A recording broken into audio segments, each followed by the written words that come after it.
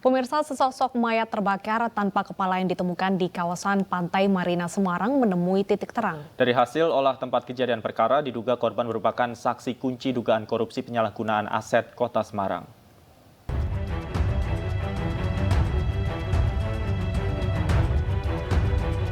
Mayat tanpa kepala yang ditemukan terbakar bersama sepeda motornya di kawasan Pantai Marina Semarang diketahui merupakan seorang ASN Pemkot Semarang yang dilaporkan hilang sejak 24 Agustus lalu.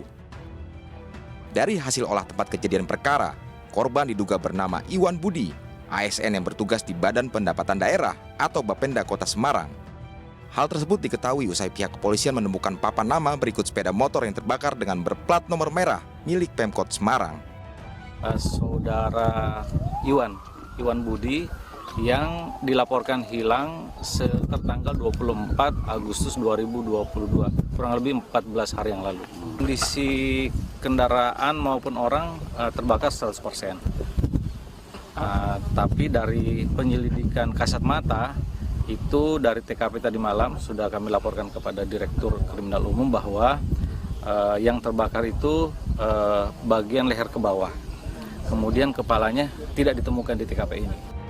Diketahui Iwan Budi menghilang sehari sebelum jadwal pemeriksaannya sebagai saksi oleh Subdit Tipikor Polda Jawa Tengah atas kasus dugaan korupsi pengalihan aset pada 25 Agustus lalu.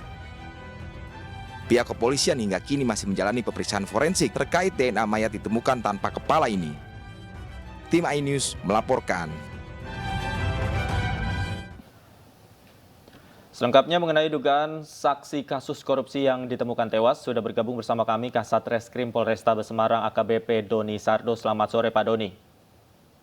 Selamat sore Mas Dovi, selamat sore Mbak Dita. Baik Pak Doni, dari hasil pemeriksaan hingga sejauh ini Pak, fakta-fakta apa saja Pak yang sudah ditemukan?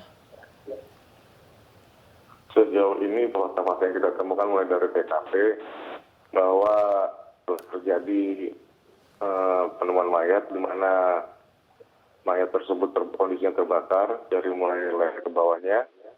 Terus kemudian ditemukan barang motor dengan plat nomor H999RA plat merah.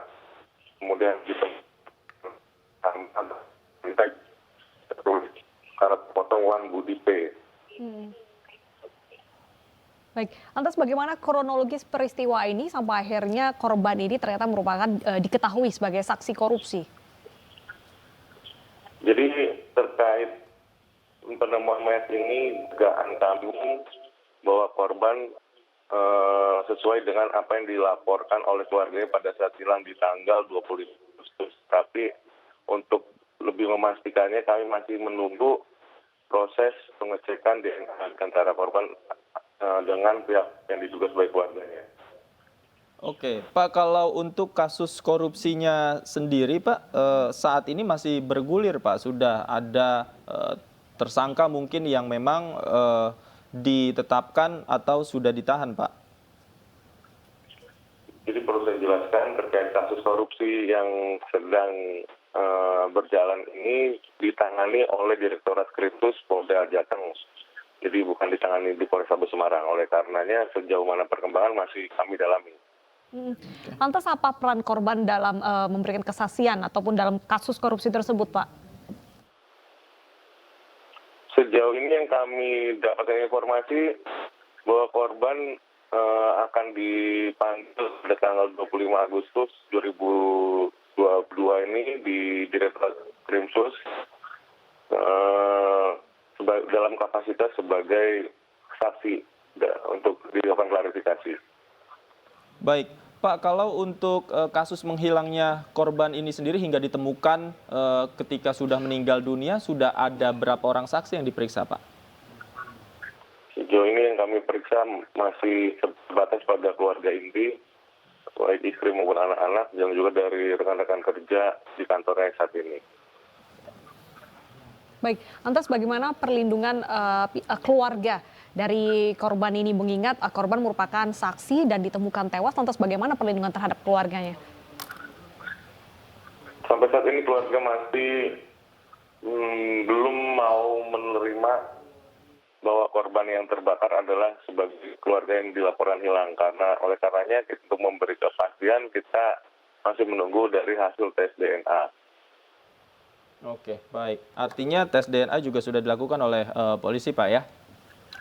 Betul. Baik, baik. Terima kasih Pak Doni Sardo sudah bergabung bersama kami di iNews Sore. Selamat sore.